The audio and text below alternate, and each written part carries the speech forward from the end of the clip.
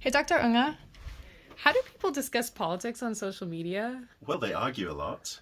Um, Discussions of politics are really polarized in social media, and partly that's because of the design of the platforms and the algorithms they use.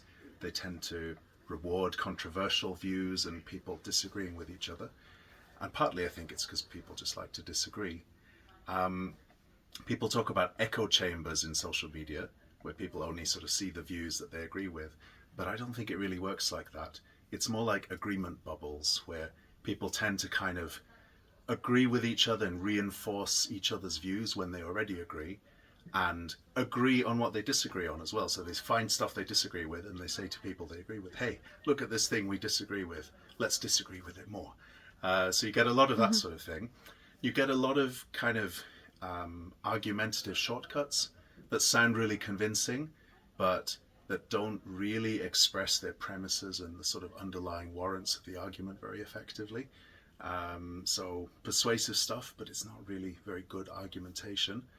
And you also, I think, get a lot of people who are offensive and rude to each other because it's quite easy to do that when someone's on the other end of a computer screen rather than in the room with you. So it does exist, but you don't always see that much civil discourse on social media when people talk about politics.